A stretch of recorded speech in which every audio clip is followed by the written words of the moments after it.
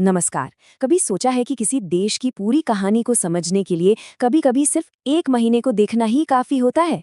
आज हम ठीक यही करने वाले हैं।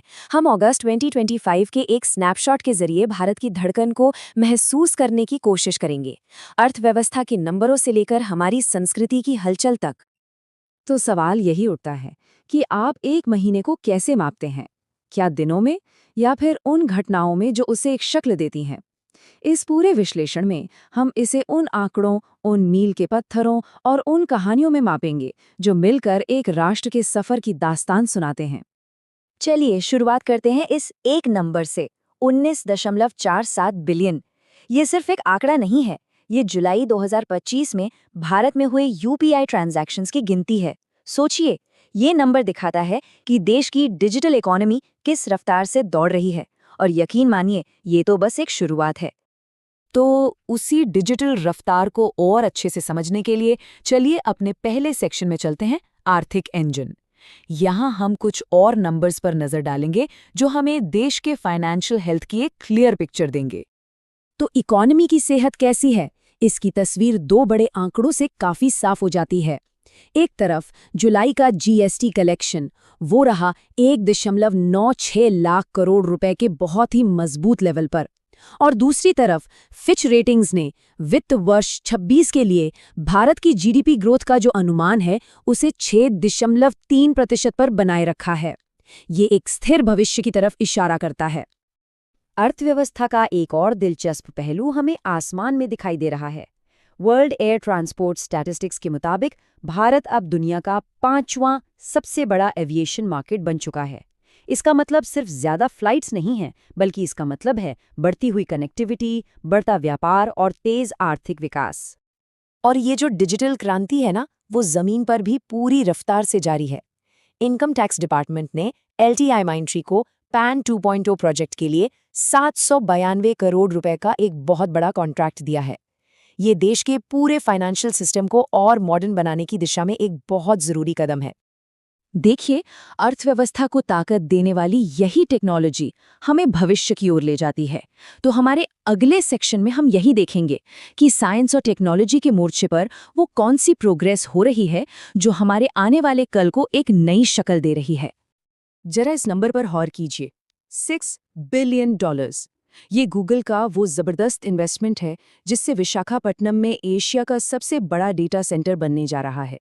ये हमारी डिजिटल इकोनॉमी के लिए एक असली गेम चेंजर है, क्योंकि इससे देश में डेटा को स्टोर और प्रोसेस करने की ताकत कई गुना बढ़ जाएगी, जो आज हर ऑनलाइन सर्विस की रीढ़ है। जमीन से अब सीधा अंतरिक्ष की ओर देखते हैं। निसार सैटेलाइट, ये कोई आम सैटेलाइट नहीं है, ये भारत और नासा का एक जॉइंट मिशन है जो एक बहुत ही खास रडार टेक्नोलॉजी का इस्तेमाल करता है। आसान भाषा में कहें तो इससे हमारी पृथ्वी की सतह पर होने वाले छोटे से छोटे बदलाव को भी इतनी सटीकता से देखा जा सकेगा जितनी पहले कभी मुमकिन नहीं था। ये क्लाइमेट चेंज और आपदा प्रबंधन की स्टडी के लिए बहुत ही अहम है। और पता है, ये जो इनोवेशन है ना, ये सिर्फ सिविलियन एरिया तक ही सीमित नहीं है। डिफेंस टेक्नोलॉजी को बढ़ावा देने के लिए इंडियन आर्मी ने आईआईटी मद्रास में अग्निशोध नाम से एक रिसर्च सेल शुरू किया है। ये हमारी सेना और हमारे टॉप एजुकेशनल इंस्टीट्यूट्स के बीच एक जबरदस्त तालमेल का बेहतरीन उदाहरण है। अच्छा, देश के अंदर तो काफी कुछ चल रहा है, पर अब जरा नजर दौड़ाते हैं कि दुनिया के मंच पर भारत की क्या स्थिति है। इस सेक्शन में हम देखेंगे कि डिप्लोमेसी, कल्चर और स्ट्रेटेजिक पहलुओं के जरिए भारत दुनिया के साथ अपने रिश्ते कैसे और मजबूत कर रहा है। इस महीने दुनिया भर में भारत की छाप कई अलग अलग मंचों पर दिखी, जैसे कि रिन्यूएबल एनर्जी के मोर्चे पर मोल्डोवा इंटरनेशनल सोलर अलायंस का 107वां सदस्य बन गया। डिप्लोमैटिक रिश्तों को मजबूती देते हुए फिलीपींस के राष्ट्रपति ने 75 साल के संबंधों का जश्न मनाने के लिए भारत का दौरा किया। और तो और भारत की सांस्कृतिक विरासत की गूंज इटली तक पहुंची, जहां महर्षि वाल्मीकि की प्रतिमा का अनावरण हुआ। और कल्चर के जरिए रिश्तों को मजबूत करने का एक और बहुत ही खूबसूरत उदाहरण हमें नई दिल्ली में देखने को मिला। यहाँ पहला बिम्स्टेक पारंपरिक संगीत समारोह सप्तसुरा आयोजित किया गया। ये सिर्फ एक म्यूजिक फेस्टिवल नहीं था, बल्कि ये अपनी साझी विरासत के सुरों से 7 सदस्य देशों के बीच के रिश्तों को और गहरा करने की एक कोशिश थी। तो दुनिया के मंच से अब वापस अपने देश की जमीन पर लौटते हैं और उन राष्ट्रीय मील के पत्थरों को देखते हैं जो हमारी तरक्की की रफ्तार को और तेज कर रहे हैं। इस महीने देश में 2 ऐसी अहम चीजें हुई जो पहली बार हो रही थीं और ये दिखाती हैं कि देश कितनी अलग-अलग दिशाओं में एक साथ आगे बढ़ रहा है।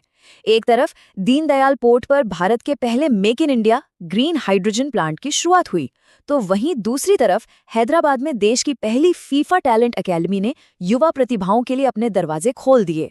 ये दिखाता है कि भारत सस्टेनेबल टेक्नोलॉजी और ग्लोबल स्पोर्ट्स दोनों में एक साथ इन्वेस्ट कर रहा है। देखिए, तरक्की का मतलब सिर्फ बड़े-बड़े प्रोजेक्ट्स बनाना ही नहीं होता, बल्कि लोगों की जिंदगी को बेहतर बनाना भी होता है। इसका एक बहुत ही पावरफुल उदाहरण तेलंगाना में देखने को मिला, जहां ऑपरेशन मुस्कान 11 के तहत 7,600 से ज्यादा बच्चों को मुश्किल हालात से बचाया गया। ये पहल दिखाती है कि सबसे कमजोर लोगों की सुरक्षा कितनी जरूरी है। तो ये जितनी भी घटनाएं हैं, इन सबके पीछे होते हैं लोग। हमारा अगला सेक्शन उन्हीं लोगों के नाम है जो इस महीने सुर्खियों में रहे, चाहे उन्हें कोई सम्मान मिला हो, कोई जीत हासिल की हो, या फिर वो हमें अलविदा कह गए हों। ये एक ऐसी खबर है जो यकीनन दिल को छू लेती है। लखनऊ में एक नई सड़क का नाम भारत के स्पेस हीरो शुभांशु शुक्ला के नाम पर रखा जाएगा। ये देश की स्पेस में हासिल की गई उपलब्धियों और उसके हीरोज को सम्मान देने का एक बहुत ही सुंदर तरीका है। और सम्मान की बात करें तो नितिन गडकरी को उनके योगदान के लिए बहुत ही प्रतिष्ठित 43rd लोकमान्य तिलक राष्ट्रीय पुरस्कार से सम्मानित किया गया। ये पब्लिक लाइफ में उनके काम को एक बहुत बड़ी पहचान देता है। हर महीने की तरह इस महीने भी कुछ दुखद विदाइयां हुई। अगस्त में हमने कुछ असाधारण हस्तियों को खो दिया। खेल की दुनिया से लॉरा डाहलमायर, राजनीति के दिग्गज शिबू सोरेन और सत्यपाल मलिक, और फाइनेंस सेक्टर के जाने-माने नाम टीएन मनोहरन अब हमारे बीच नहीं है। उनके योगदान को हमेशा याद रखा जाएगा। और अब हम आ गए हैं अपने आखिरी सेक्शन पर।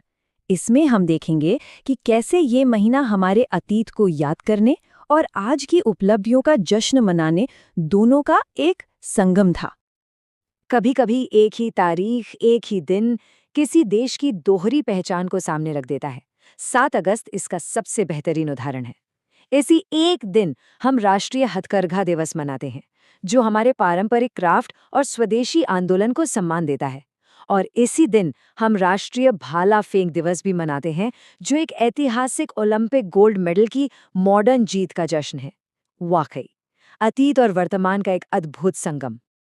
तो कुल मिलाकर अगस्त 2025 का ये स्नैपशॉट हमें दिखाता क्या है?